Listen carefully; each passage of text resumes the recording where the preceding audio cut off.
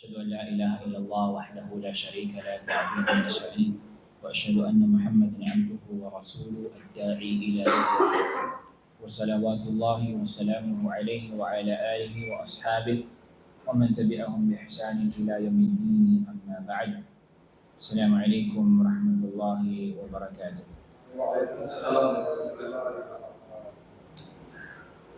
أيها الإخوة الكرام, mga kapatid sa pananampalatayang Islam, unang-una, lubos ang pasasalamat natin sa Allah subhanahu wa ta'ala. Patuloy niya tayong binibigyan ng kanyang gabay at hidayah. Dalangin natin sa Allah subhanahu wa ta'ala rin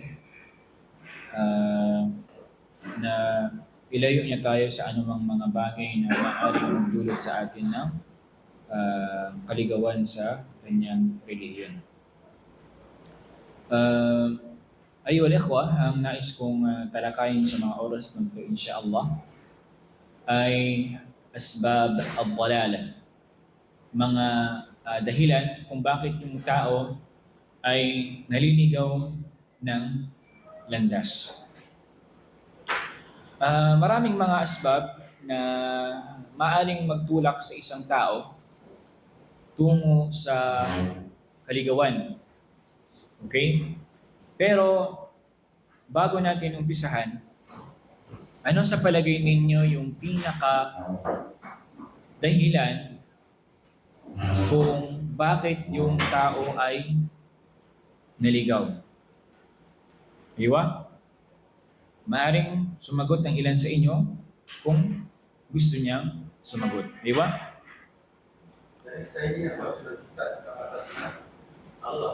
Hindi niya pagsunod sa batas ng Allah subhanahu wa ta'ala.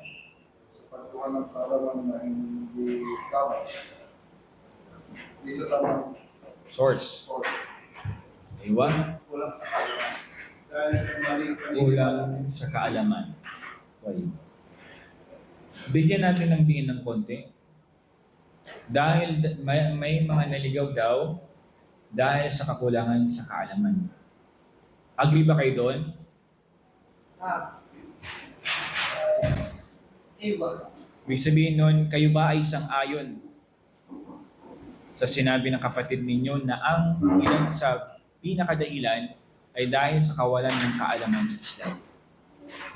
Hindi lang yung ustad kasi meron naman mga ating mga kapatid na nakapagtapos sila, pero iba yung kanilang paniniwala. Wala sa batas ng Islam. Wala sa Quran at Sunnah ng Propeta sallallahu alaihi wasallam. Maaari din check na alam nila na mali yung ginagawa nila, pero yung gustuhan ng kanilang gusto nila Desire nila. Desire o yung gusto nila na inatulutan nila ng nangyari. Alam nila mali. Okay. Jazakumullah khair. Tayyib. Maraming mga dahilan at insyaallah ta'ala magbanggit tayo ng ilan sa mga dahilan. Tayyib. Mga kapatid sa pananampalatayang Islam, maraming mga naligaw hindi lang dahil sa kakulangan nila sa kaalaman sa Islam. Merong ding mga inaral nila ang Islam, pero mas ginusto nilang sundin yung kanilang sariling kagustuhan. Ang ilan sa kanila, maaring dahil sa nasilaw sila sa kayamanan na binigay sa kanila, o dahil din sa sarili nila na ayaw sumunod sa katotohanan. Tamam? So unang-una, adam al-i'tisam bi kitabillahi wa tarki tadabburihi wa ittiba'ihi. Unang-unang dahilan, yung kawalan ng paghawak, hindi literal na hawak ka, paghawak sa banal na Quran, pagmuni-muni nito, at pagsunod sa sa Quran.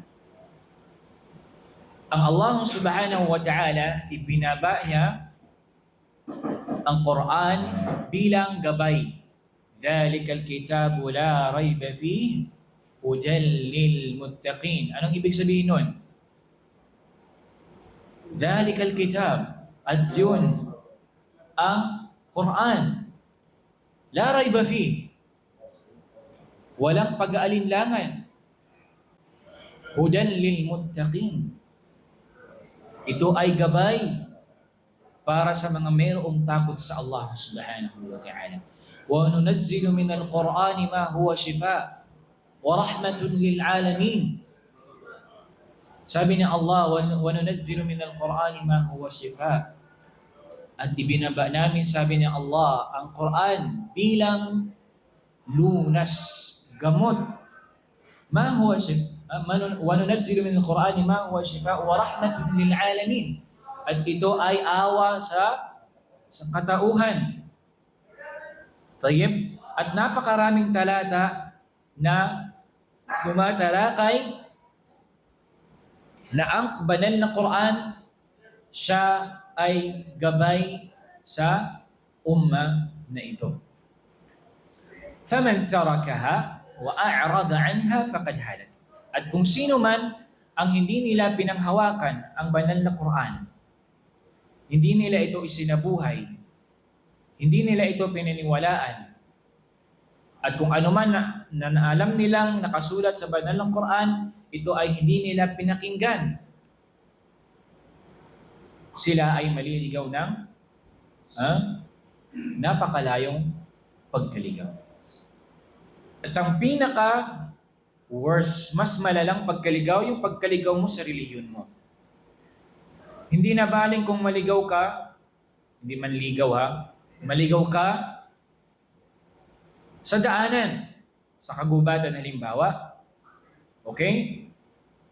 Pero ang pagkaligaw sa relihiyon ng Allah subhanahu wa ta'ala, ito ang pinaka matindi.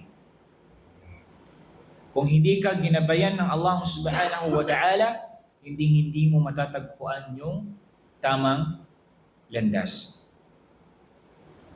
Dito sinabi ng Allah subhanahu wa ta'ala, قَدْ جَاءَكُمْ مِنَ اللَّهِ نُورٌ وَكِتَابٌ مُبِينٌ. Tunay na sabi ng Allah subhanahu wa ta'ala, dumating sa inyo, sabi niya, nurun wa kitabun mubin, ang liwanag, wa kitabun mubin, at ang aklat na napakalinaw, ipinaliwanag ito ng Allah subhanahu wa ta'ala. Binaliwanag ng mahal nating Propeta Muhammad sallallahu alaihi wasallam. Yahdi bihi Allahu man ittaba'a ridwanahu subul as-salam wa yukhrijuhum min adh-dhulumati ila an-nur. Sabi ng Allah, yahdi bihi Allahu man ittaba'a ridwanahu. Tunay na sa pamamagitan ng banal na Quran na ito ay ginagabayan ng Allah subhanahu wa ta'ala kung sino man ang sumusunod.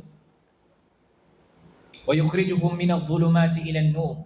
At sila ay ihahango mula sa kaligawan, mula sa ilan nur, mula sa liwanag biizni, sa kapahintulutan ng Allah subhanahu wa ta'ala, wa yahdihim ilayhi siratan mustaqim.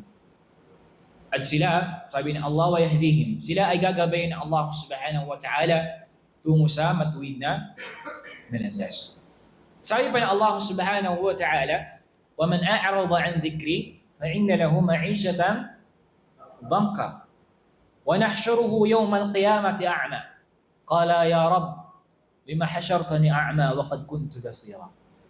Sabi ni Allah subhanahu wa ta'ala, وَمَنْ أَعْرَضَ عَنْ ذِكْرِي. Sino man sabi niya ang talikuran niya ang banal na Quran. وَمَنْ أَعْرَضَ عَنْ ذِكْرِي فَإِنَّ لَهُ مَعِيشَةً ضَنكًا. Tunay na siya ay makakalasap ng napakahirap na sitwasyon ng pamumuhay. وَنَحْشُرُهُ يَوْمَ الْقِيَامَةِ أَعْمَى. At sabi ni Allah, doon sa Day of Judgment, bubuhayin sila na Allah na sila ay mga bulag. قَالَ يَا رَبْ لِمَا حَشَرْتَنِي أَعْمَى وَقَدْ كُنْتُ بَصِيرًا. Sabi niya, o aking Panginoon, لِمَا حَشَرْتَنِي أَعْمَى. Bakit mo ako binuhay dito sa kabilang buhay? وَقَدْ كُنْتُ بَصِيرًا. Binuhay mo ako na hindi ako nakakita, gayong ako ay, nung nasa mundo, ay nakakakita pa. Okay? Ganon ang magiging sitwasyon ng mga taong mga sumuway at hindi sinunod ang aklat ng Allah subhanahu wa ta'ala, which is ang Quran. Pangalawa, al-i'radu 'an sunnati an-nabawiyyah kullaha aw ba'daha kalmukaththibin biha kullaha min asliha. Tamam? Pangalawa, yung mga tumalikod sa sunna ng Propeta Muhammad sallallahu alaihi wasallam. Okay, bakit? Merong mga grupo na inuugnay nila yung sarili nila sa Islam, pero sila ay hindi kumukuha ng kanilang batayan sa sunna. Ano ang kanilang batayan? Quran lang. At tinatawag silang Quraniyun. Ibig sabihin, kinukuha nila yung relihiyon nila, ang ginagawa nilang basihan sa pamumuhay nila ay doon lang sa Quran. At yung ahadith ng Nabi sallallahu alaihi wasallam ay kanilang iniiwan. Bakit bilang isang Muslim, bakit hindi natin dapat iiwan yung banal na Quran? Unang-una, mga kapatid, sa pananampalatayang Islam, ang hadith, although ito ay aqwal wa af'al wa taqrirun Nabi sallallahu alaihi wasallam, although ito ay ang tarif, ang definition niya ay salita ng Propeta Muhammad, kanyang gawa at kanyang mga pinahintulutan, ito ay wahyun min Allah pa rin. Ito ay revelasyon pa rin galing sa Allah subhanahu wa ta'ala. Kaya nga may tinatawag din na hadith al-Qudsi.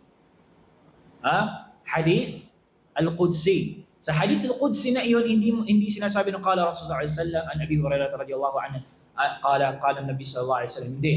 Doon qala Allah jalla wa ala, tapos qala Nabi sallallahu alaihi wasallam. Sinabi ng Allah at sinabi ng Propeta Muhammad sallallahu alaihi wasallam, tapos yung hadith. Tamam, yun yung hadith al-Qudsi. Tayyib. Bakit bilang isang mananampalataya, hindi natin dapat iiwan ang sunnah ng Nabi sallallahu alaihi wasallam? Dahil marami sa Quran na mga ipinag-utos ng Allah na hindi niya binigyan ng tafsir. Ibig sabihin, hindi niya binigyan ng mas malalim na pagpapaliwanag kung paano mo isasagawa ang ibadah. Anong halimbawa? Ng sala. Binanggit ba ng Allah subhanahu wa ta'ala na magsala kayo ng 5 times a day? Anong sasabihin niyo sa dua ul istiftah kapag nakaruko kayo, nakasujud kayo? Yung tashahhud, sinabi ba yun? Doon wala. Ang hadith nabawiyya mubayyinatun lil Quran. Ang hadith, siya ang nagsisilbing mufassir. Siya ang nag-explain kung ano man ang napapaloob sa Quran. Kaya hindi natin makikita sa Quran kung paano itinuro doon, paano yung paraan ng pagsala. Matatagpuan natin saan? Sa hadith ng Rasul sallallahu alaihi wasallam. Ano lang sinabi ng Allah, wa aqimus salah. Inna as-salata kanat 'alal mu'minina kitaban mawquta. Okay? At ilan pa, halimbawa, katulad ng zakah, yung hajj, di ba? Yung ibang mga ahkam niya, ang ibang mga batas niya, matatagpuan natin sa hadith ng Propeta Muhammad sallallahu alaihi wasallam.